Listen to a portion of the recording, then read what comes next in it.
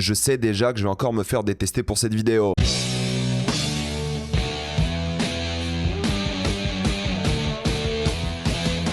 Comme d'habitude, jusqu'à la minute indiquée dans le titre de la vidéo, il n'y aura pas de spoilers, parce que c'est tranquille, après on va tout spoiler. Who raconte l'histoire de plusieurs gangsters qui se réunissent dans une baraque, mais malheureusement, l'un d'eux a disparu, le maire. Cela signifie qu'il y a un traître parmi eux, et ils doivent le retrouver. Who est le film de Willem, vous savez, l'ancienne star des réseaux sociaux, Facebook, YouTube, pour ses courts-métrages qu'il faisait à l'époque, même moyen-métrage. Il est enfin de retour après 7 ans d'absence avec un premier long-métrage de fiction, et il est sorti au cinéma dans plus de 200 salles. Alors, il n'était pas diffusé à Lille, donc je l'ai vu ce matin sur Disney+. Et c'est intéressant parce que c'est la mode des youtubeurs qui font des films. Genre littéralement, Obsession, qui est en train de cartonner au box-office, c'est un youtubeur américain qui l'a fait.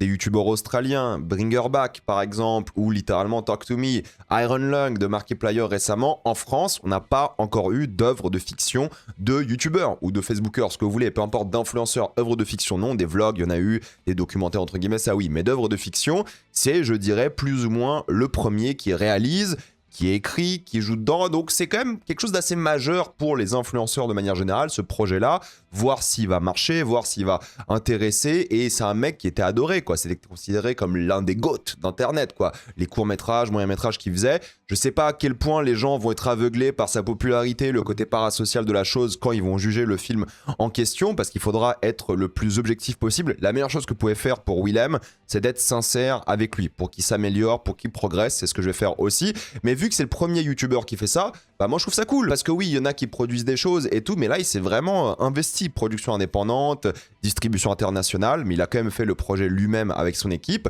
c'est lui qui a à fond derrière le projet, il fait même le montage, il a genre 4-5 rôles, et je parle pas que des personnages, mais genre dans la production de l'œuvre, c'est son projet, et forcément ça représente quelque chose pour les vidéastes d'internet de manière générale, aussi pour les personnes noires, beaucoup sont très fiers et le soutiennent, et je comprends. Et je lui souhaite, comme je souhaite à beaucoup d'artistes, de faire beaucoup de films à l'avenir. Ceci étant dit, maintenant, encore une fois, il faut faire preuve d'honnêteté intellectuelle, peu importe si vous l'aimez ou pas ce type, il faut dire la vérité sur son film. Et là, je vais en parler. Avant de commencer cette vidéo, j'aimerais remercier le partenaire officiel de celle-ci, c'est BorgosVPN et ses 38 millions d'utilisateurs et presque 5 sur 5 sur Trustpilot. Vous les connaissez, c'est un service utile que j'utilise tous les jours, mais c'est aussi le meilleur moyen de soutenir la chaîne. Je vous mettrai dans la description quand épinglé un site internet qui vous dit dans quel pays se situe le film que vous voulez regarder. Ensuite, vous changez Canada, États-Unis, Royaume-Uni, Belgique, Suisse, Italie, vous allez avoir la VE-STFR et même la VEF dans certains cas. Quelques exemples, sur Netflix, vous avez déjà 28 ans plus tard Le Temple des Morts qui est génial. Vous avez même Anaconda. Sur Disney+,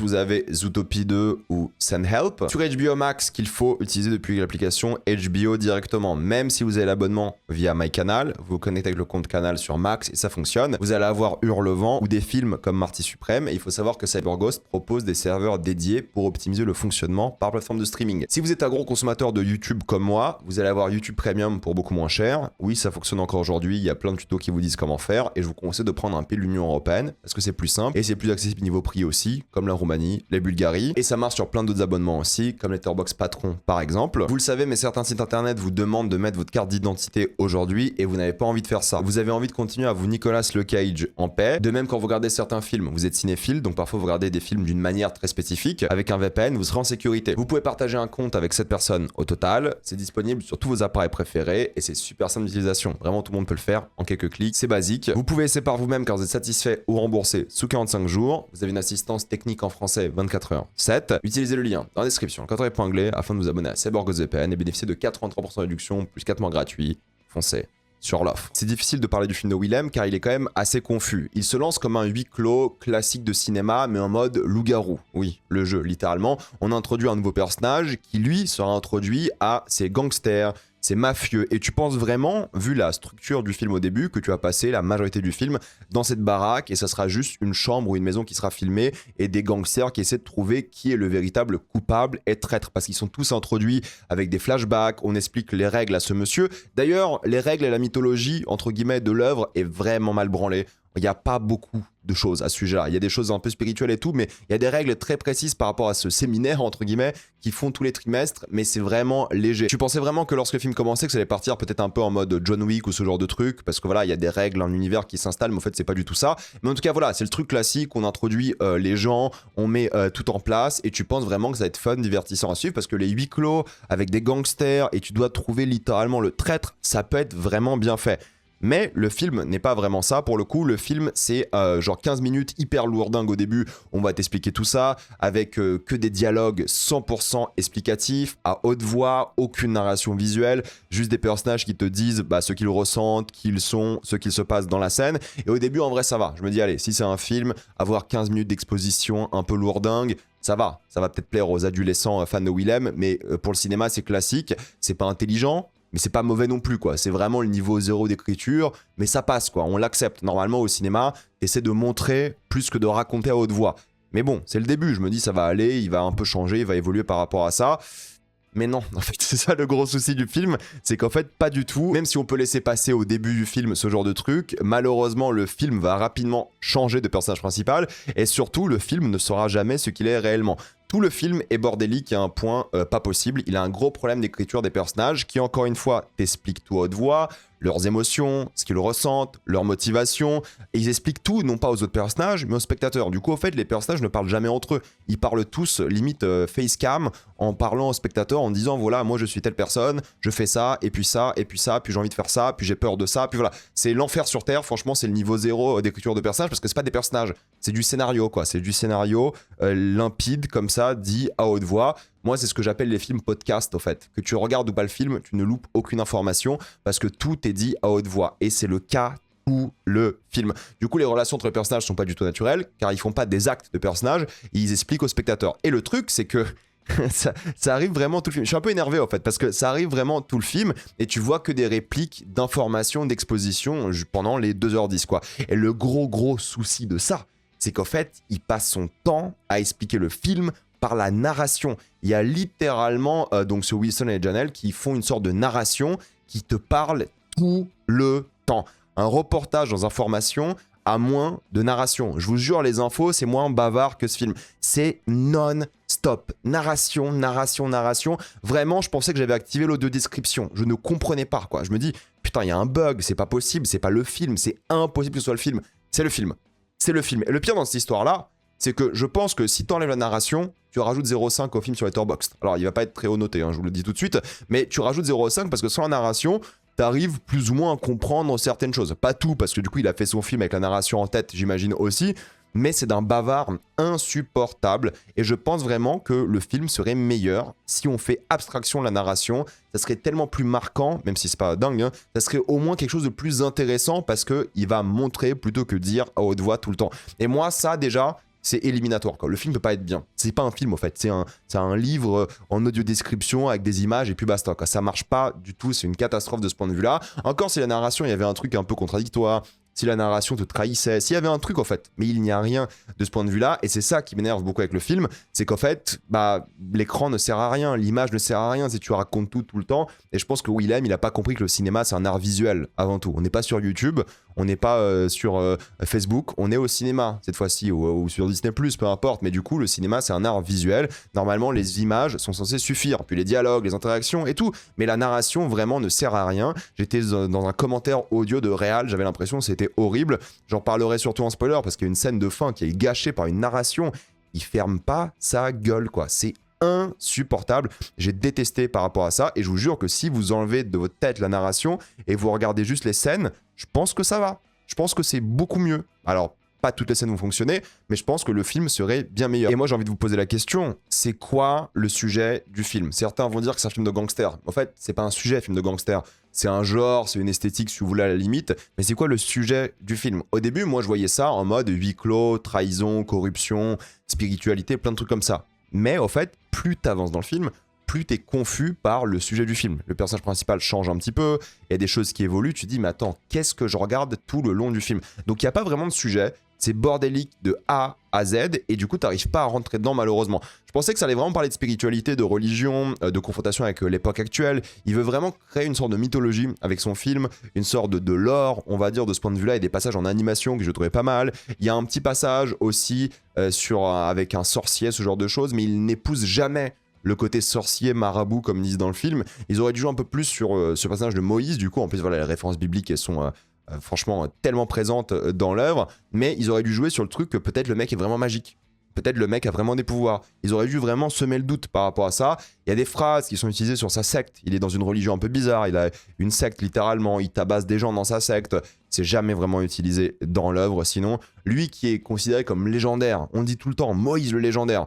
On le voit jamais faire un truc légendaire dans le film. Hein. C'est pas un mec légendaire. Imagine que tu dis que John Wick tabasse des gens, mais tu le vois jamais tabasser des gens, bah t'y crois pas. Bah Moïse, c'est pareil dans ce film-là. On le voit jamais être légendaire. Il y a un truc un peu sympa sur le fait qu'il va bénir genre des mules de drogue pour qu'ils passent la frontière plus simplement. C'est une bonne idée, jamais vraiment utilisée. En fait, il y a plein de fusils de Chekhov comme ça dans le film qui reviennent jamais. Du coup, c'est techniquement pas des fusils de Chekhov. J'imagine c'est juste pour le lore, la mythologie. Il y a des petites phrases sur genre les rappeurs qui veulent voir des prêtres plutôt que des producteurs. Jamais utilisé non plus. Il y a un cœur en fait culturel, spirituel, Rastafari, des Caraïbes, des Antilles, qui est fascinant, mais qui est pas du tout utilisé. C'est un truc sur le côté et puis basta. Pourtant, c'est dommage parce que je pense que Willem, en regardant ce film, j'ai réalisé qu'il était pas très bon en metteur en scène déjà, mais surtout, il est pas bon quand il s'agit de réel. Je veux dire, quand il est dans la tension, les gangsters, il est pas bon du tout, quoi. Par contre, le mystique, quand il tente des trucs un peu plus peut-être fantaisistes, quand il est plus dans la comédie, étonnamment, il y a 2-3 séquences assez drôles, je trouve mine de rien, parce qu'il joue avec le drame et la comédie. Je le verrais plus épouser, moi, une œuvre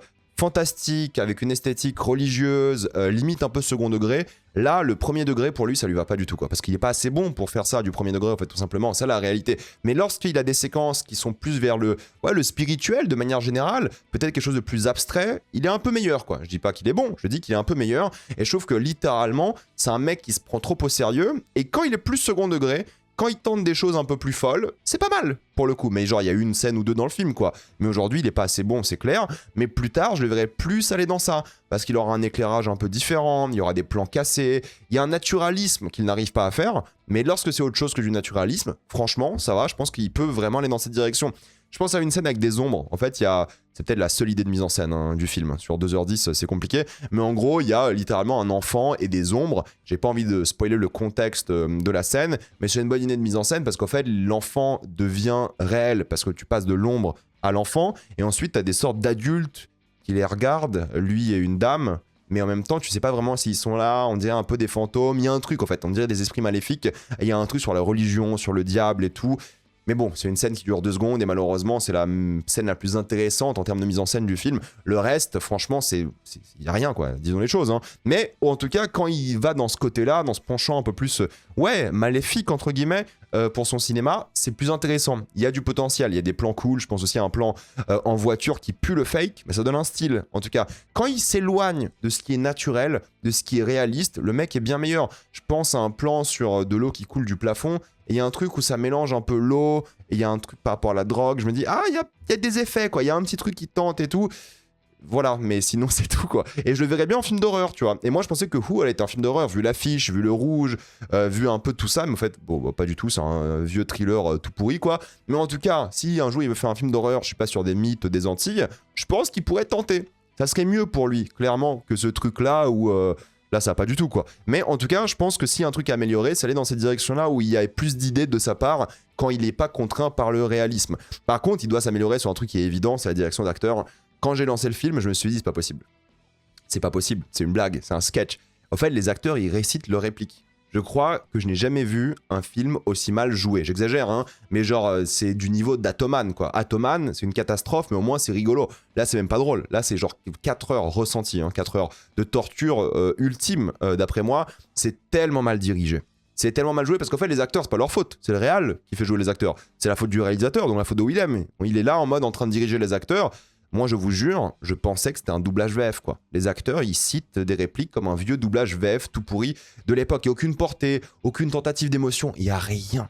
Il n'y a rien du tout. Je vais vous dire un truc. Il y a un passage qui est lunaire, qui est genre incompréhensible dans le film. En gros, il y a la meuf d'un personnage un peu tertiaire de l'œuvre qu'on connaît à peine. La meuf, on la connaît pas du tout. Et le personnage en question, on le connaît un petit peu, quoi. Mais c'est cette meuf-là qui fait un speech qui est genre le speech du film. C'est le monologue, la tirade du film. Elle est en larmes et tout, elle se donne à fond.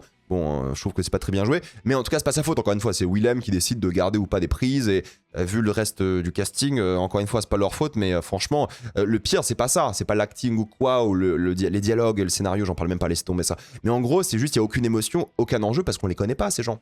On sait pas qui ils sont, d'où elle sort cette meuf, c'est qui le mec, on les connaît pas du tout, quoi. Et en plus, par-dessus, il y a une sorte de musique genre techno, lofi, girl, beats. Ah, c'était lunaire. Franchement, je me dis, mais c'est d'où ça sort, c'est qui? C'était un moment pour moi lunaire.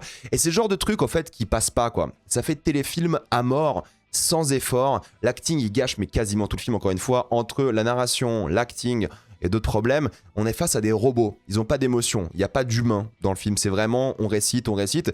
Il y a l'acteur de Walter qui s'en sort mieux parce que son personnage est un peu plus flamboyant. Du coup, il n'a pas le choix. Il doit être un peu plus dans le surjeu. Mais c'est un peu mieux. Mais encore une fois, putain, vu les répliques et tout qu'ils doivent dire, vu la direction d'acteur, tu peux rien faire quoi dans le film. Donc il y a des trucs un peu plus sympas par rapport à ça, mais enfin tout est gâché aussi par ces moments d'acting qui sont juste gênants. T'as l'impression de voir un truc extrêmement cheap quoi. Pourtant l'acting, bah, c'est la mise en scène aussi quoi. C'est comment tu diriges tes acteurs et que t'es juste une caméra, tu peux faire bien jouer des acteurs. Mais là il a pas du tout réussi à bien faire jouer les acteurs. Et je parlais un peu de la photographie. Je veux dire, il y a quelques moments que j'aime bien par rapport aux trucs surréalistes. Il y a un plan ou deux que je trouve pas mal. Il y a une séquence dans un casino qui est pas mal en termes d'éclairage, de flashback, de contraste et tout. Mais enfin, c'est quoi, 1-2 scènes sur 2h10 quoi, où je me dis putain, c'est qu'en termes d'éclairage, là ça va. Parce qu'en fait, la majorité du film, c'est éclairé en mode tout blanc, comme une vieille série de télé TF1. Et quand je dis blanc, c'est peut-être un peu méchant, mais c'est en mode monochromatique plutôt. Il n'y a pas de profondeur de champ. Ou quand il y en a, elle est extrême. Il fait des gros plans sur des trucs. Tu dis, mais mec, pourquoi tu fais ça quoi?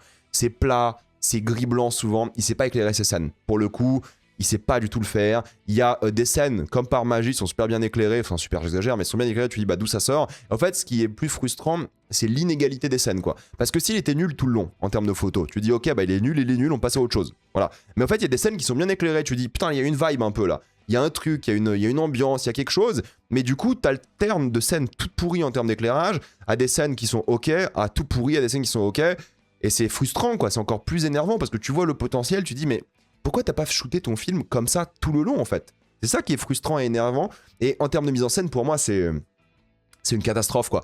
Beaucoup de caméra épaule, étonnamment, alors que le film n'est pas du tout fait pour ça. Je veux dire, la caméra épaule, c'est littéralement le cliché, je caricature un petit peu, mais c'est un mec qui tient la caméra et qui suit avec les gestes, voilà, ce qui se passe dans l'action, dans la scène, et du coup, ça fait qu'il n'y a pas de stabilisateur, le plan est pas stable, il bouge un petit peu. C'est pas une grue, c'est pas un travelling, c'est pas une steadicam, c'est un peu à la mano, quoi. Et ça crée une sensation d'instabilité qui, en réalité, peut bien passer avec beaucoup de films. Là, le film, il est pas fait sur l'instabilité, parce qu'en fait, l'instabilité, elle sert quand ça bouge dans le film, ou quand ça bouge pas, mais t'as envie de donner la sensation que ça bouge. Là, il y a rien qui bouge, il y a ni de trucs qui bougent dans la scène, il y a ni de gens physiques qui bougent, il y a rien qui bouge, ils sont tous toujours très statiques, il y a rien qui s'articule autour du mouvement. Et du coup, en plan fixe, et il y en a aussi hein, en plan fixe ou en mode steadicam ou des caméras posées et tout sur des trépieds, ce que vous voulez, ça aurait rajouté de la tension. Là, le fait que ça bouge, tu dis mais tu me fais des shaky cam sur des dialogues, mec, c'est pas possible quoi. Et ils veulent la tension, mais vu que ça bouge, ça gâche ça quoi. C'est complètement raté. Et pour moi, le pire, c'est le montage. Encore une fois, je sais pas si c'est lui qui monte pour le coup, mais c'est un enfant d'internet, Willem, et il monte comme un gars d'internet. En fait, les plans, ils doivent durer en moyenne 1 seconde. C'est pas possible. Franchement, c'est pas possible. C'est monté tellement vite. Il veut créer de la tension par les cuts au lieu d'avoir des plans longs. Ça marche pas. Il y a des films où ça marche, hein, mais là, ça marche pas du tout. Il cut tout le temps, constamment, et c'est insupportable. Il casse le rythme. C'est trop. C'est too much. Ça tue ce qu'il veut entreprendre. Justement, ce stress, le mystère, les twists, les détails. Au fait, quand un montage est freiné, moi, je peux même pas me concentrer sur le film. J'exagère quand je dis ça, mais en vrai, tu vas tellement vite que c'est déstabilisant. Mec, on n'est pas sur YouTube. On n'est pas sur TikTok, tu peux y aller mollo, quoi. Tu peux prendre ton temps. De toute façon, les gens, ils sont en salle, ils vont regarder ton film, ils ont pas le choix. Donc, tu peux installer le rythme que tu veux. T'as pas besoin de capter l'attention, enfin, entre guillemets, quoi. Ils sont dans la salle déjà, les gens. Fais juste le meilleur film que tu peux. Et ça, c'est un truc, malheureusement, qui marche pas du tout, quoi. C'est que parfois, ils tentent des trucs sympas, tu vois, en termes de montage, et de bonnes idées, il y a des bonnes transitions de temps en temps. Genre de trucs, je parle pas de transition de scène à scène, mais juste des cuts simples où tu dis, ok, j'aime bien qu'il ait montré la réaction de tel personnage à telle scène et tout. Mais là, les gars, je suis en train de grappiller sur des miettes, quoi. Je suis vraiment en mode, je vais chercher les petits trucs pour me réconforter que c'est de la merde le film, hein. Mais voilà, je devrais même pas devoir faire ça. Franchement, si c'était pas un mec d'internet que vous aimez bien, j'aurais encore plus défoncé le film, quoi. Mais là, j'essaie de lui donner quand même quelques trucs où je me dis, voilà, il y a eu quelques trucs sympas, mais globalement, c'est à chier, quoi. Il faut se dire les choses. Et le truc, c'est qu'il va parfois tenter des choses. Il va mettre la caméra en mode voyeuriste, tu vois, genre il va la mettre derrière un pilier dans une maison et tout. Tu vas dire, voyeuriste, c'est sympa parce qu'en fait, il y a un traître dans la scène. Du coup, ça pourrait être le traître qui regarde, entre guillemets, quoi. Il y a cette vibe un petit peu. Il y a des flashbacks où il va baisser un peu le framerate en mode Tony Scott.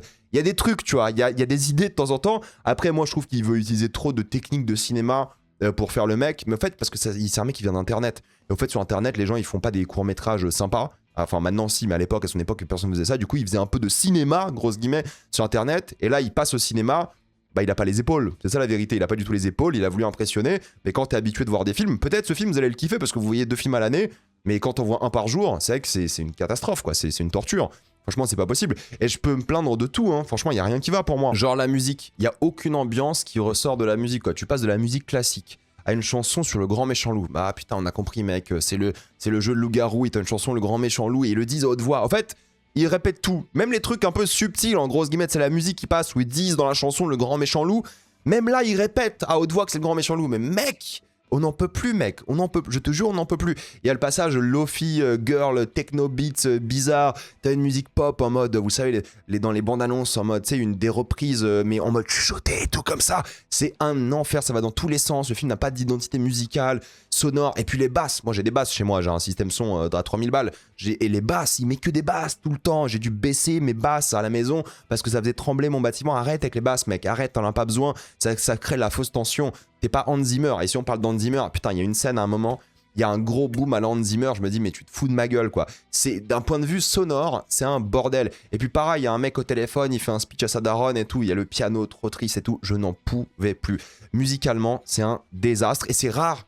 Parce qu'en fait, il y a des films, ils ont pas de musique mémorable. Mais c'est la même vibe tout le long, où ils tentent des trucs et tout. Là, à chaque fois, c'est des vibes différentes. J'ai l'impression que c'est plusieurs réalisateurs qui ont fait ce film, alors que c'est un gars, quoi. C'est le même gars qui a fait le film. J'ai l'impression qu'il y a 10 mecs qui ont bossé sur le film. Ils ont tous réalisé des séquences différentes, quoi. C'est n'importe quoi de ce point de vue-là. Il en abuse tout le temps. Il y a de la musique tout le temps, j'ai l'impression. C'est tellement invivable. Peut-être pas tout le temps, mais c'est le ressenti, en tout cas. Et encore une fois, vous enlevez la musique. Mais vous enlevez la musique, toute. Et la narration, le film, il gagne 1 point sur Letterboxd. Pas une blague, je vous jure, quoi.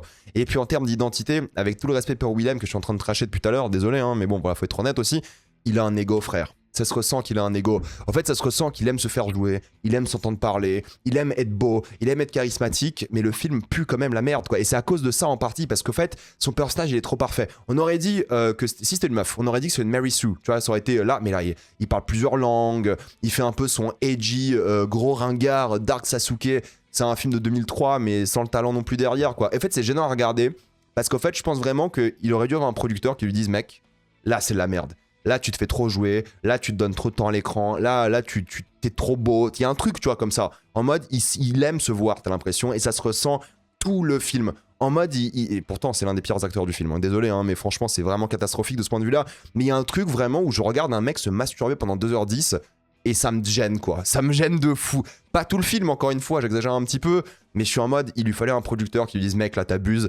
Passons à autre chose. Là, ton scénario, c'est pas possible. Il fallait quelqu'un gère le film pour lui, quoi. Parce que là, et c'est ça, c'est bien. Hein. Je veux dire, les plus grands réals, ils ont des producteurs. Hein. Spielberg, il produit, mais il a des producteurs qui l'aident. Enfin, peut-être plus maintenant, mais à l'époque, c'est ça aussi, tu vois. Genre, je dis pas que c'est Spielberg ou il aime, mais il faut des gens pour t'aider. Et je pense que justement, en voulant trop faire dans le film, il a rien délégué, quoi. Ni le scénario, ni, je sais pas s'il a fait le montage ou quoi, mais l'acting. La réalisation, à la limite, tu fais réalisation, acting. Mais pour un premier film, faire réal, acting, scénario, production. C'est chaud, hein. Bravo, t'as sorti ton film, top. Mais il est pas bien, hein. Et c'est ça qui est un peu gênant et c'est ça qui me dérange un peu, c'est que je trouve qu'il abuse de ce point de vue-là aussi. Et ça fait un film qui est malheureusement un peu incompréhensible, quoi. Il aurait dû faire un truc. Et je pense que c'est un mec qui est malheureusement trop kitsch. Et il s'en rend pas compte. Enfin, désolé, hein, sur cette vidéo, il aime. Mais en gros, il se prend trop premier degré. Alors qu'il est un peu ringard, il est un peu kitsch, genre en termes de cinéma, je parle, je connais pas dans la vraie vie, je m'en fous, il a l'air très sympa. Mais en termes de cinéma, il est méga dépassé, quoi. Il vit dans le passé, mais pas en mode dans le passé gangster Scorsese, hein. Dans le passé en mode 2003, j'essaie de faire un film, quoi. Et c'est assez gênant à regarder de ce point de vue-là. Et je sais pas, il y a un personnage qui va parler d'un truc, un truc dramatique, je crois que c'est le maire dans la séquence, il dit un truc dramatique, là t'as un coup de tonnerre, t'as un éclair, t'as le vide, tu fais mec...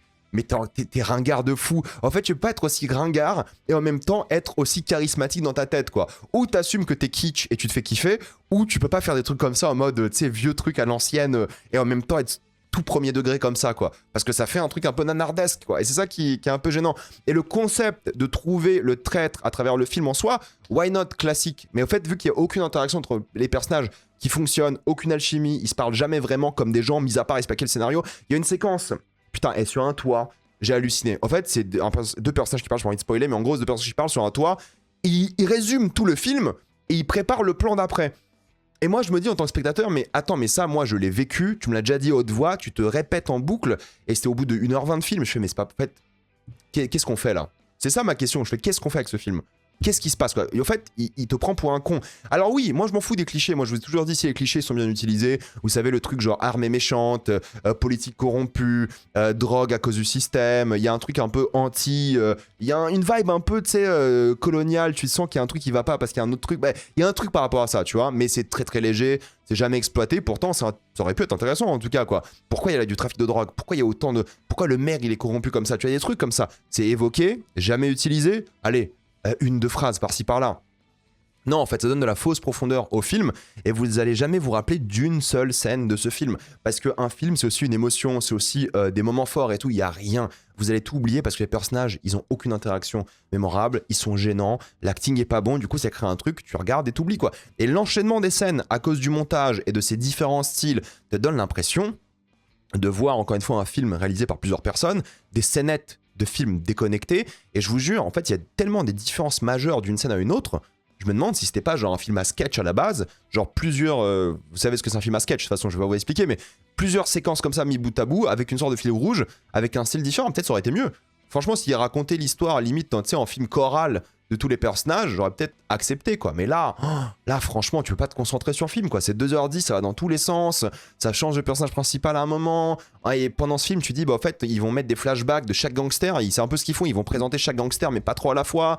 En fait, un film choral où tu racontes la même scène ou un, je sais pas, un Rashomon ou un truc, franchement, beaucoup mieux. Mais là, ils voulaient trop faire. Film choral un petit peu. T'as l'impression que c'est aussi un film à sketch. Il voulait tout faire, du coup, il fait rien de bien quoi. Et ça, pour moi, c'est problématique, surtout que le narrateur il est omniscient, du coup il est trop chiant, il raconte tout encore une fois. Moi j'ai un bif avec le narrateur, je vous jure, le narrateur, j'ai envie de l'enchaîner quoi. Je n'en pouvais plus quoi. Et du coup ça crée un truc où t'as un film de 2h10, putain mec, premier film 2h10, sois normal, fais 1h30, s'il te plaît. Mais 2h10 et t'as un truc qui est vraiment interminable. Franchement, t'enlèves le gras, 1h20. Je vous jure. Si Palikovski peut faire des films en 1h20, ou Willem il peut aussi quoi. Non mais sans exagération, t'enlèves le gras, il y a des scènes, tu les enlèves, ça ne change rien au film. Mis à part pour la mythologie et le lore, mais en fait la mythologie et le lore, c'est pas un argument. Parce qu'en fait on s'en fout. C'est ce qui compte, c'est les personnages, le scénario, la mise en scène, ce genre de truc. Donc tu peux vraiment enlever beaucoup du film. Et s'ils choisissaient un angle religieux, le truc des loups-garous, l'histoire avec la gamine. Il y a en fait une histoire avec une gamine, lunaire ça aussi. Il y a une gamine, le mec il se reconnaît dans la gamine, ils ont aucune scène où ils communiquent ensemble. Il y a une scène, elle est horrible la scène. Bref, je vais en parler dans quelques secondes. En fait, il y avait un angle, il y avait plusieurs angles même à avoir dans l'œuvre, le côté spirituel, ce genre de truc et tout, mais tout est superficiel, rien n'est tenté jusqu'au bout. Il survole, il plonge jamais dans ces sujets, et du coup, bah, tu te poses qu'une question, ça finit quand? T'es en mode comme ça, tu dis putain, il reste combien de temps là? 1h40 il reste, tu dis pas possible, ça fait une demi-heure que je regarde, donc ressenti 4 heures, hein, c'est pas une blague quoi. Et c'est quoi le sujet du film? C'est quoi la thématique? Non mais sans déconner, c'est quoi?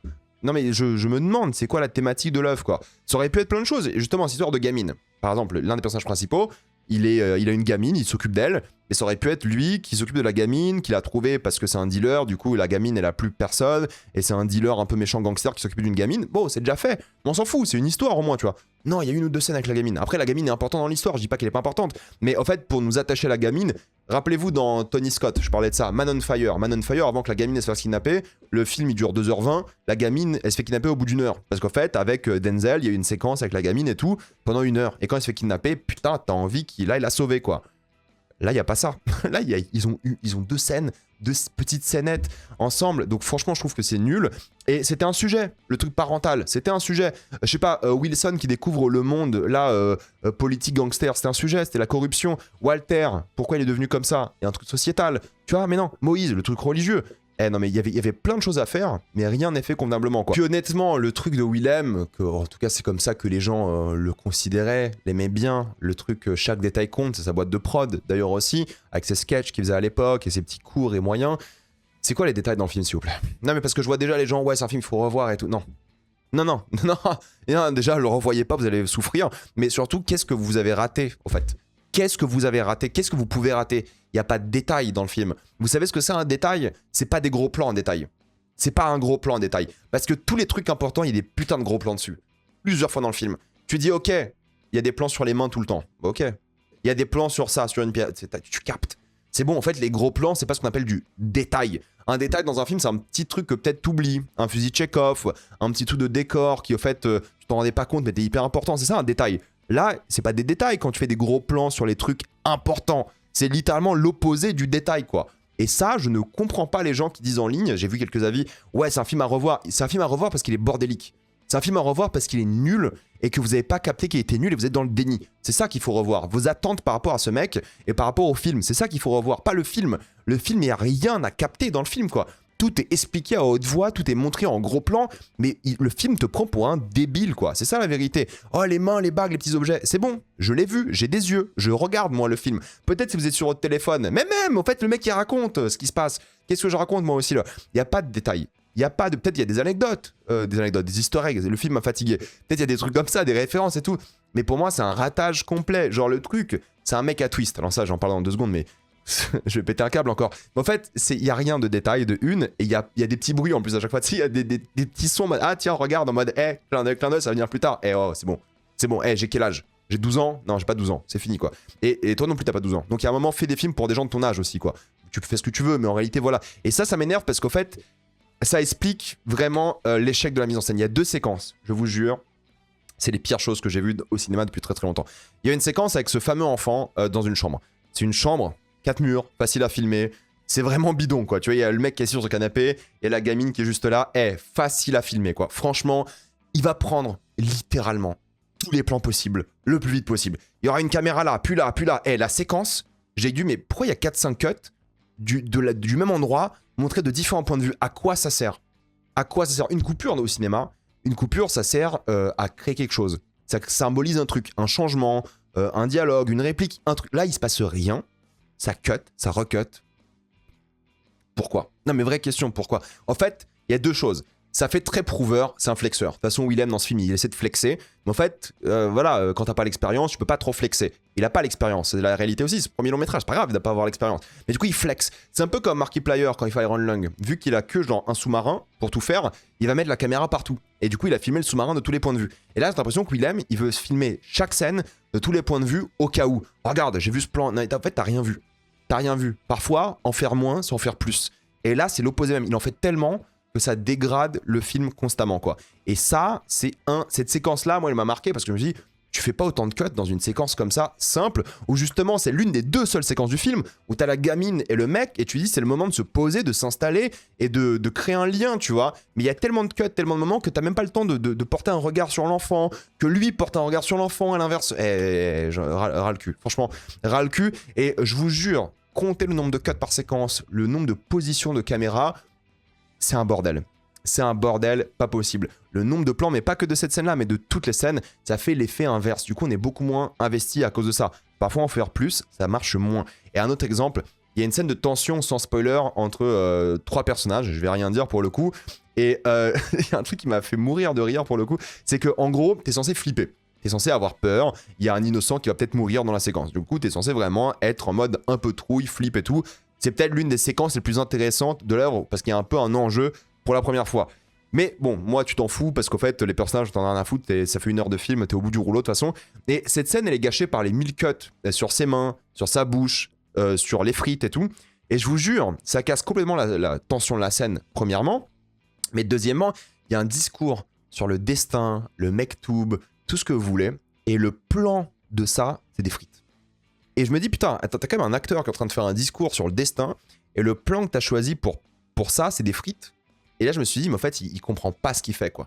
Et la scène est gâchée à cause de ça. En fait, il se flex en train de bouffer des frites, des plans sur sa bouche et tout. Ça ne crée aucune sensation. Ça crée juste du malaise.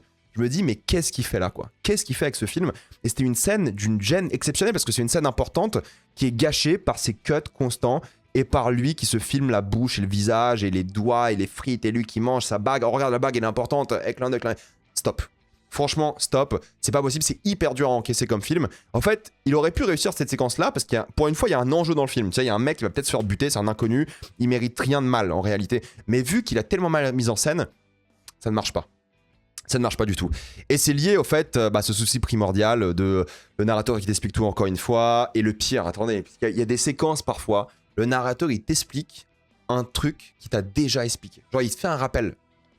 Mec, je suis là. Je regarde le film. Je suis concentré. On dirait que vraiment il me fait un film pour des mecs qui sont en train de l'écouter le film. Ah tiens, ça fait 1 heure que t'as pas regardé l'écran. Et non mais il y a une séquence à un moment, mais j'ai halluciné. Je fais, comment ça? Mais tu viens de le dire. tu viens de le dire. Et parfois, il répète. Il répète des trucs. C'est pas possible. Tu me prends pour un débile, quoi. Bref, pour moi, j'ai trouvé ça horrible, ce genre de rappel. Et encore une fois, le vrai souci, le truc qui m'a rendu fou, parce que là, il y a beaucoup de choses qui m'ont rendu fou, c'est chaque scène est constituée comme la fin d'un film à plot twist. Vous voyez ce que je veux dire? En gros, vous savez, vous avez votre fameux film à plot twist, tout le film se déroule, et à la fin, t'as la séquence de merde en général, où il y a la révélation. Et il y a un mec, un antagoniste en général, qui explique ce qui s'est passé. Ah, le plan démoniaque, maléfique, ce que tu veux. En fait, ils expliquent le plot twist. C'est dans tous les films de merde, enfin j'exagère quand je dis merde parce qu'il y en a qui le font ça bien, mais dans tous les films à plot twist, il y a une fin qui t'explique tout. En général, c'est pas les meilleurs films, on est d'accord sur ça, mais il y a des exceptions, et en gros, lui, ce qu'il fait là, c'est que t'as l'impression que toutes les scènes, elles sont tournées, expliquées comme ça. T'as l'impression que chaque scène est une scène de fin de film, et c'est pour ça que le film a l'air long, parce que t'as l'impression, ok, là c'est bon, ah non, bah ça finit pas, ça finit jamais en fait. Et c'est une manière de faire qui est abominable, parce que peut-être en vidéo YouTube, Facebook, ça passe. Mais je vous jure, il fait ça 15 fois dans le film, quoi. Il fait ce même procédé, qui est déjà à peine acceptable une fois dans un bon film. Alors en général, quand t'as deux explications, un twist au milieu, un twist à la fin, ton film est généralement pourri. Mais il fait ça tout le temps. Et comment tu peux en avoir quelque chose à foutre des plot twists si t'en as rien à foutre de tes personnages? Si t'en as rien à foutre du film, en fait. Et les meilleurs films sont ceux qui te font même pas penser qu'il va y avoir un plot twist et d'un coup, t'es un peu surpris. Parce que le film n'était pas basé sur ça. Mais tout son film est basé sur ça. Mais en fait, il essaie de faire des plot twists dès le début. Dès les 15 premières minutes, il dit « Ah tiens, regarde, mec, je n'en peux plus. Je n'en peux plus. » En fait, il est plus intéressé par un côté même pas choc, parce que le film n'est pas du tout choquant, mais plus par un côté de regarder comment je suis plus intelligent que vous. Alors qu'il vient de sortir peut-être le pire film de l'année, quoi. Mais bon, les twists, ils marchent pas. Si tu t'en fous du film, les twists, ils marchent pas. Et franchement, si vous essayez de comprendre les péripéties, ce que vivent les personnages, ce qui se passe, comment ils évoluent, est-ce qu'ils changent? Non, déjà ils changent pas, ils évoluent pas, il y a rien. Il y a un truc sur l'ébullition d'un personnage, le personnage principal, mais c'est pas assez focus sur ça. Tu sens le personnage principal, il va exploser. C'est un personnage qui vit un enchaînement de trucs graves, sans vrai poids narratif. Il se fait empoisonner, enfin il y a tout un délire. Je vais pas en rentrer dans les détails, mais tout un délire. Et justement, on est tellement pas dans le film, et il vit des choses qui sont tellement déconnectées, et on suit des personnages tellement random tout le film, que quand l'ébullition arrive, tu ne ressens rien, car t'as pas pris le temps assez bien avec lui, et surtout t'en as rien à foutre en fait de ce personnage. T'en as rien à foutre. Il y a rien y a aucune empathie pour aucun personnage, quoi. Comment c'est possible? Et puis les refs, oh que c'est gênant. Eh, Walter White, le football il a changé. Putain, tuez-moi, quoi. Sans déconner, tuez-moi. Captain Phillips, c'est moi le capitaine. Ref démodé depuis 15 ans déjà. Non, le film est sorti il y a 10 ans, je sais même plus il est sorti quand. Mais en fait, vu la structure du film, je me faisais la remarque tout le long, tu vois. Je me dis, putain, il passe du temps avec des flashbacks de gangsters à la con tout le long. Fais une série, frère. En fait, toi, ce qui t'intéresse, c'est de faire une série. On l'a capté, tu veux faire une série, fais une série. Franchement, déjà que c'est moche. Ton film est moche. La mise en scène est éclatée. Le scénario, il est charcuté. Parfait, ça fait une série, ça. Une série, c'est ça. Pas de mise en scène, pas de photographie et un scénario bordélique. C'est une série, mais il fallait faire ça en série. Tu fais 4 épisodes, tu vois un Netflix, tu te fais des couilles en or. Bah, il voulait faire un film, je comprends aussi, tu vois, c'est normal de vouloir faire ça. Mais la manière dont il a foiré le film, je pense qu'en série, ça serait passé ok. Bon, ça aurait été sûrement aussi nul à chier que Bandit, hein. Mais ça serait mieux passé que le film en question ici, quoi. Et il y a plein de petits trucs comme ça, franchement, qui moi, m'angoissent par rapport à la structure du film, par rapport à la mise en scène. Il y a des chiffres qui apparaissent à l'écran. Ça sert pas à grand chose, parce qu'en fait, si t'écoutes le film, tu comprends. Mais allez, ça donne un petit style. Et en fait, c'est un mec tu sais, il a vu trop de Guy Ritchie, je pense, quand il était jeune, Willem. Il s'est dit, je vais faire du Guy Ritchie. Mais bon, déjà, Guy Ritchie, c'est un moment qu'il a pas fait un bon film. Mais surtout, il y a pas l'énergie d'un Guy Ritchie, quoi. Il arrive pas à avoir d'énergie de toute façon dans le film. Il y a un truc d'ambiance. Bref, il est perdu. Je vais pas rentrer dans ce débat encore une fois. Mais en fait, il y a ce truc où littéralement, il y a des chiffres qui apparaissent.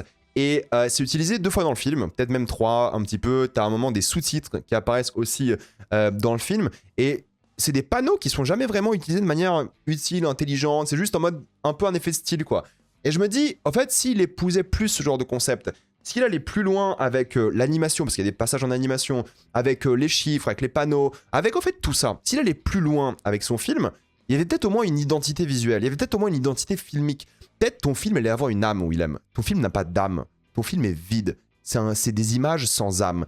Et peut-être justement, à force de vouloir aller chercher à droite à gauche des petits trucs, ça s'est fini dans un truc qui ressemble à rien. Et quand tu vois une petite idée, tu dis, putain, c'est dommage, parce que ça, c'était peut-être un angle, c'était peut-être un truc dans la direction dans laquelle tu pouvais aller. Et au final, ça ne va nulle part, quoi, malheureusement. Et moi, je vais encore être méchant, hein, je suis désolé, mais moi, il y a un truc que j'ai détesté dans le film, hein, je vous le dis tout de suite, c'est que Willem, j'ai l'impression que c'est pas un artiste. Alors, moi, je considère que c'est un artiste, il fait des films et tout. C'est un artiste, à mes yeux. Mais j'ai l'impression que lui se considère pas comme un artiste, parfois. Il est plus dans sa tête en mode mathématicien.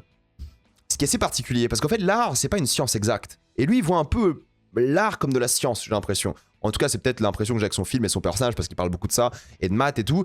Mais pour lui, le scénario, c'est une science. Tu vois, alors oui, il y a de l'expertise, il y a de l'ingénierie dans l'art, de la création, bien sûr, c'est évident. Mais lui, il voit limite ça de manière très analytique. Et l'art, c'est pas analytique. L'art, c'est pas non plus une performance. L'art, c'est différent. C'est quelque chose qui se crée, qui se conçoit. Il faut chercher une émotion esthétique dans l'art et dans le cinéma de manière générale. Chose qui est absente ici. Vous n'avez rien ressenti dans le film. Aucune émotion de beauté visuelle, de gêne, je sais pas, de quelque chose, en fait, tout simplement. Ou juste de voir le film et de ressentir un truc, tu vois. Juste parce que le film existe. Non, il n'y a pas eu tout ça, malheureusement. Et puis ce truc un peu bizarre, genre très étrange, film de gangster, quand même. Tu vois, tu dis, bah, ok, zéro violence. Zéro violence. Et c'est puritain à mort. Putain, je regarde un film gangster pour catholique ou quoi, là. Il y a un moment, qu'est-ce qui se passe? Et tu sais, parce qu'il flirte un peu avec ça, en mode, ah, il y a une meuf qui se prépare un moment. Je demande pas de voir des nibards, hein, mais c'est juste, j'ai trouvé ça très puritain. Genre, pas du tout violent. À un moment, il y a un mec qui se fait couper des doigts, hors champ. En fait, c'est quoi le projet? Film de gangster pour être diffusé sur YouTube Kids? Ou qu'est-ce qui se passe, quoi? Je comprends pas. Après, bon, c'est un choix comme tu veux, ok? Mais... non, enfin, au moins, choque-moi, je sais pas. Je sais pas, fais un truc un peu gore, au moins, je sais pas. Un peu de violent, un petit truc, non? Parce que du coup, les gangsters, ils sont moins flippants quand tu vois pas la violence aussi, tu vois. Si tu vois pas les doigts découpés ou la main, j'en sais rien, franchement. Les gangsters, drogue, pute et tout, et franchement, c'est puritain à mort, quoi. J'ai trouvé ça très bizarre pour le film. C'est pas grave, ça, c'est vraiment. Là, je chipote, hein, pour le coup, c'est pas grave du tout. Mais j'ai trouvé ça bizarre. Bon, why not, hein. Et le souci du film, encore un souci. C'est que le film, en fait, il déroule pas. Il s'explique, tu vois. Et ça, c'est un problème. Quand un film s'explique, au lieu de créer, pour moi, c'est un gros souci. Et un film, normalement, tu regardes et tu comprends. Ici, c'est pas un film, c'est un cours. Je sais pas de quoi, pas de cinéma en tout cas. C'est un podcast, c'est une vidéo YouTube à la limite. C'est une bonne vidéo YouTube, hein. Tu sors ça sur YouTube, les gens ils sont contents, hein. Ils se disent « Oh, c'est cool, c'est bien. Franchement, pour une vidéo YouTube, c'est cool. » Au cinéma, t'as de la compétition, hein. C'est pas le même game, c'est pas le même jeu. C'est un autre niveau, hein, et c'est ok. Moi, je souhaite qu'il fasse plus de films par la suite. Je souhaite qu'il apprenne, qu'il évolue. J'espère qu'on va lui donner du financement. Moi, je souhaite qu'il ait du succès. Mais quand je vois les gens dire que putain, ce film va me renouer avec le cinéma français, mais fermez votre gueule. Avec tout le respect, hein. Le cinéma français, il est riche, il est beau. Putain, à Cannes, il y avait quoi, 15, 16 coproductions françaises. Et des films français de malades à Cannes. Et il y a des films français de malades tout le temps. Et c'est ça là qui va raviver la flamme pour le cinéma français. Si ça le fait, tant mieux. Moi, je prends. Hein. Si d'un coup, vous dites, putain, Willem, il a fait un bon film, je vais voir des films français, je prends, m'en fous. Mais, soyons sérieux un petit peu quand même. Mais bon, je prends. Je vais pas être méchant par rapport à ça. Je prends. Mais bon, et puis franchement, à la fin, sans spoiler, l'appel d'offres. 2 scènes post-génériques, une fin sans être une fin. Je comprends qu'il veut faire sa trilogie, son lore et tout. Mais s'il fait une suite et qu'il fasse autre chose, c'est pas pour lui, ça. Qu'il fasse autre chose ou qu'il s'améliore, mais qu'il fasse un autre truc. Ou alors qu'il prenne un axe. Moi, franchement, prequel sur Moïse, et tu t'assumes le côté secte, Moïse, spiritualité, moi je prends, tu vois. Ou prequel sur Walter, pas comme t'as fait là, parce que c'était nul, mais un truc comme ça. Il faut un angle, il faut un truc plus condensé. 2h10, 1h45 max, premier film, faut y aller mollo. Après, je comprends, tu fais un film, c'est dur, c'est compliqué, c'est indépendant, c'est galère. T'as envie de donner à fond pour ton film, parce que c'est peut-être le premier et dernier. Je capte. Mais c'est pas bon du tout, quoi. Franchement, c'est pas bon du tout. Pour moi, c'est pas possible. Pour conclure, franchement, je sais pas si Willem, il regarde des films. C'est la remarque que je me suis faite. Et parfois, c'est ok de pas voir des films. Genre, le mec a fait Obsession, Curry Barker, il a vu aucun film. Mais il a un truc. Tu vois, il est fort par rapport à ça. Peut-être Willem serait meilleur en horreur aussi. Ça, je le pense pour le coup, quoi. Mais là, c'est vrai que c'est quand même un ego trip de flexeur. Un bordel sans queue ni tête. Qui respecte pas les règles les plus basiques du cinéma. Un échec cuisant me concernant. Et le problème, c'est que pour moi, hein, franchement, Willem, il vous prend vraiment pour des débiles. Il se croit plus intelligent, supérieur, et il vous prend tous pour des débiles. Moi y compris, hein, il nous prend, nous, spectateurs, pour des débiles, quoi. À force d'expliquer le scénario, d'expliquer ce qu'on doit ressentir à haute voix. Franchement, normalement, le cinéma, ça se montre, encore une fois, je vais pas relancer le débat, mais il y a, mis à part ce délire, tu sais, parasocial par rapport à lui, mais c'est pas possible d'aimer ce film, quoi. Franchement, si vous regardez jamais de film, et c'est votre film de l'année, ça, genre, c'est votre premier film de l'année, peut-être. Mais franchement, c'est... Je comprends pas, mais les gens vont dire, ouais, son premier film et tout. Les gars, je vois des premiers films de réal tout le temps. Tout le temps. Et c'est génial. Il y a des gens, ils font After Sun en premier film. Genre, tu sais, Spielberg, il a fait Duel. Nolan, il a fait un film qui a coûté 5000 boules. 5000 boules. Quoi, c'est Following, qui est pas dingue. Mais il y a un truc, déjà, tu vois. Tu captes que Nolan, il avait un truc en tant que metteur en scène. Bon, là, premier film, c'est pas une excuse. Je suis désolé, c'est pas une excuse. Que vous aimez Willem ou pas, que ce soit votre pote, que vous avez un tout parasocial et que c'est son premier film, c'est pas une excuse. Le budget non plus, c'est pas une excuse. Nolan, 5000 balles son premier film. Il dure 1h20 pour le coup, 1h10, mais je sais même plus. Il a coûté 5000 balles, hein. C'est que dalle. Donc ça, je sais pas, il a coûté combien le film? Peut-être 300 000, peut-être 1 million, je n'en sais rien pour le coup. Compliqué en tout cas. Mais voilà, ça a coûté un prix, pas une excuse. Il faut être dur, il faut être ferme. Quand les gens font des bons films, ils font des bons films. Quand les gens ils font des mauvais films, faut le dire. C'est comme ça que les gens ils apprennent. Il est très ouvert sur les critiques, Willem aussi. Il faut pas le sucer quoi. Si vous aimez le film, tant mieux. Regardez plus de films. Mais si vous aimez le film, tant mieux. Tant mieux pour vous. Mais franchement, pour moi, c'est une catastrophe. C'est pas possible. Sans déconner, hein, le pire film que j'ai vu cette année. Mais pour moi, c'est pas du cinéma quoi. Il a raté toutes les règles de cinéma. Enfin, c'est du cinéma sorti en salle. Mais il a tout raté. Bref, je ne peux pas vous le conseiller. Et maintenant, on va passer en spoiler. Je vais aller vite parce que je vous ai déjà mis un giga tunnel sur ce film. Il y a des scènes qui m'ont fait mourir de rire. Il y a un truc, franchement, il y a la meuf là qui arrive à Ariane. Je sais plus où c'est exactement, je m'en fous en fait. Je suis trop fatigué pour ça. Mais en gros, la révélation, elle est trop drôle. Parce qu'il voit Wilson, il voit la meuf, il voit qu'elle est un peu maquillée, tout ça, il a changé un petit peu. Et c'est vendu comme une révélation de fou. Comme le truc de malade. T'as la musique à la Zimmer, il fait oh, wesh. On s'en fout. On s'en tape les... Je vais arrêter d'être vulgaire. Mais on s'en fout. Putain, ça n'avait aucun impact. Et c'est vendu comme le truc de fou. On s'en fout, on n'est jamais venu dans cet endroit. On s'en fout. Le personnage, il a eu une réplique avant la meuf et tout. On sait même pas qui c'est en réalité, tu vois, ça n'a aucun impact. Après, pour être sympa quand même avec le film, l'idée de filmer que ses yeux, ça lui donne un côté un peu flippant, robotique et tout. C'est pour ça que je me dis, Willem, fais de l'horreur. Arrête de te faire chier avec des films de gangsters, t'y arrives pas. Mais fais de l'horreur. Ça, il y a un truc de gêne, robotique, il y a un truc par rapport à ça, tu vois. Une idée de mise en scène, tu filmes que les yeux pendant que l'autre il est gêné, il regarde, il fait ça c'est pas mal, tu vois, il y a des trucs un peu comme ça qui sont pas mal. Mais sinon, tout le reste, c'est edgelord. Oh, trop sombre, trop d'égo. Franchement, c'est insupportable. Et la phrase, franchement, j'étais mort de rire. La phrase, si j'ai toujours affaire à Janelle. Mais ta gueule. Arrête d'expliquer ton film comme ça, putain. C'est trop nul, ouais, c'est le June, on a compris. C'est bon, on passe à autre chose. Arrête d'expliquer. Tout le film, c'est que ça. Non. En plus, le regard d'Ark Sasuke, la meuf qui dit est-ce que j'ai encore. J'étais au bout du rouleau. Là, on était à 1h50 de film. J'étais au bout du rouleau. Ils nous prennent pour des débiles. Ils nous prennent pour des cons, quoi. Le légionnaire qui se fait tirer dessus en mode Indiana Jones. Bon, rigolo. Mais les sous-titres qui apparaissent, je fais ça là. Bon, c'était une scène de merde. Hein. Mais ça, là, les sous-titres comme ça, je me dis utilise ça plus souvent. Et ça, c'est un plan en vrai que tu peux réutiliser. Il y a un truc un peu drôle. Tu as envie de t'attacher un peu à ce personnage-là qui est un peu fou et tout. Il y a un truc, tu vois. C'est le bordel ce film, c'est le bordel. Mais ce genre de sous-titres, ce genre de petits moments et tout, il y a quelque chose. Le fait d'avoir fait la blague sur le Mbappé, qu'en fait c'est ça qui le mettent dans la merde et qu'ils ont pas l'air de mèche. C'est pas mal. Mais bon, c'est genre... C'est quoi, 2h10 de film, mais c'est 2-3 séquences qui sont pas mal sur 2h10, c'est pas possible quoi. Le casino, il y avait une vibe. Le casino, je me dis, putain, pourquoi il a pas fait un film comme toute la séquence du casino quoi? On aurait pu critiquer, mais au moins ça avait un peu de gueule, tu vois, tu dis, par rapport au reste, ça avait la gueule d'un film normal, quoi. Mais non, la séquence au casino, elle est sympathique vite fait, elle a un peu de gueule et plus jamais. Pourquoi? Mais la scène de révélation, genre le loup-garou final, moi je pensais vraiment me foutre en l'air. Parce que, déjà tu t'es tapé 10 twists avant. Mais surtout que c'est des twists à manger en boucle, et là c'est en mode, je suis Willem, je vous explique tout ce qui se passe. Regardez comment je suis plus intelligent. Regardez comment j'ai pas de build-up pour mon film, mais je vais quand même vous faire un putain de speech. Je vais tout vous expliquer. J'ai une longueur d'avance. Toi, t'en as rien à foutre. Toi, t'écoutes même plus de ça à ce stade. T'es plus investi dans l'histoire. T'as tout lâché. Et c'est vraiment, j'ai prévu tout depuis le début. Je manipule tout le monde. Psychologie inversée. J'ai un coup d'avance, ce qui est pas vraiment le cas au final. Mais bon, c'est un truc vraiment super mal fait. Zéro tension, zéro surprise. Et la scène, elle arrive.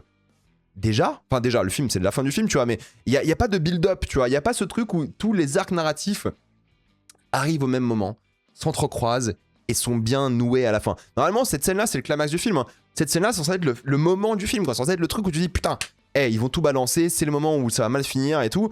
Et non. Et cette image, elle me tabasse de rire. L'image là, avec le crâne chauve du mec, j'ai fait, mais c'est ça Je me dis, mais c'est comme ça que tu révèles ton twist. C'est un vieux bout de papier là, avec son crâne chauve du mec là. Incroyable. Là, franchement, j'étais KO de rire.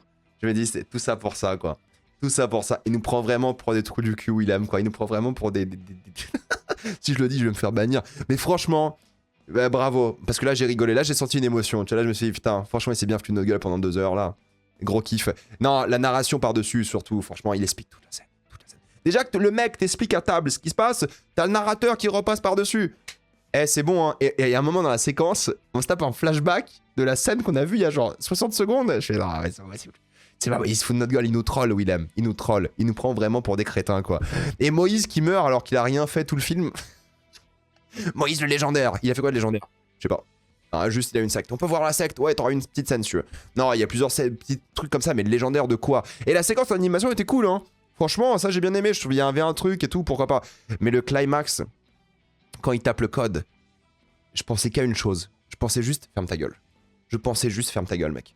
Là, vous savez, quand il tape le code, la narration par-dessus, comment il parle. Je fais, mec, tu fais un monologue. En fait, la séquence, là où il tente le code 20 fois, 10 000 fois là, il tente le code à chaque fois, sans musique, sans narration, t'aurais compris que c'est la merde. Et t'aurais compris qu'il est désespéré, t'aurais tout compris sans. T'aurais tout compris parce qu'en fait, on a des yeux. Et cette séquence-là aurait pu bien marcher. Parce que le mec, tu sens les graphiques et les images en 3D qui ont dû coûter un peu plus cher. T'en fous de ça. Juste, tu montres le mec face au code là. Et tu le vois essayer 001, 002. Ensuite, tu es 5000. Ok, 9999. Tu vois, tu montres ça avec la mise en scène. Il y aurait eu un truc. Parce que le mec est désespéré. C'est un mec un peu, tu vois, stylé et tout. Et d'un coup, il est face à ce code. Il est faible. Et ça, sans cette putain de narration, ces images en synthèse de merde, ça aurait été une bonne scène, tu vois. Il y avait rien à faire. Juste à filmer, essayer. Peut-être ton personnage il transpire un peu, je sais pas. Et ça, il y avait une scène. En fait, il y avait une scène. Et la scène, elle est tournée. La scène, elle est filmée. Enlève le gras, Willem. Enlève le monologue, la tirade que tu fais par-dessus. On comprend. Ah, je vais faire des maths. Et on comprend, en fait. On le comprend avec ta mise en scène. Là, pour le coup, c'est une scène. On comprenait tout grâce à la mise en scène. Et justement, ça aurait été largement meilleur si tu faisais pas ces trucs à la con, quoi. Parce qu'on aurait capté, quoi. Et les gens dans la salle, tu vois, tu fais un film de cinéma. Tu pars du principe que les gens sont en salle, ils regardent. Allez, si tu fais un film sur Disney+, peut-être c'est un peu différent. Enfin, c'est différent, on le sait. Mais là, les gens, ils n'avaient pas le choix. Donc, tu fais plus de narration. En fait, pour moi, les monologues comme ça, les tirades, c'est vraiment mode, les gars, je suis trop intelligent, je sais ce que je dis. Non, c'est bon. Franchement, le personnage, il fallait qu'il ferme sa gueule. Et la séquence aurait été bien meilleure, quoi. Et ça s'applique à énormément de scènes du film. Sans ce monologue, sans ces tirades, sans tout ça, bien meilleur, quoi. Mais bon, voilà, tu sais, quand t'aimes t'entendre parler, bah tu parles, quoi. Donc ça fait des films de merde, c'est comme ça, quoi. Donc franchement, déçu par rapport à ça. Bon, bah l'appel d'offres à la fin, il est catastrophique. Encore une fois, scène post-générique, oh, je suis l'élu, le destin, et franchement, au moins, crise existentielle, prophétie, si tu veux, utilise-le, mais pas comme ça. Bref, j'arrête là, j'ai déjà trop de tunnel sur ce film. Dites-moi ce que vous en pensez, vous adorez ou détestez, j'ai envie d'avoir votre avis, dites-moi ça dans les commentaires. Avant de quitter cette vidéo, pensez à utiliser le lien dans la description, le code épinglé, afin de débloquer toutes les plateformes de streaming en toute accessibilité, sécurité, avec beaucoup plus d'œuvres. Tout ça pour 2,03€ par mois, plus 4 mois gratuits. Foncez sur l'offre. Pensez à vous abonner à la chaîne pour voir les prochaines vidéos. Mettez un j'aime, ça aide beaucoup la chaîne. Suivez-moi sur tous mes réseaux. Maintenant, toutes les vidéos sont disponibles en mode podcast. Et j'ai aussi un compte Instagram, TikTok, Twitch où je crée du contenu exclusif. Moi, je vous dis à la prochaine fois. Salut à tous.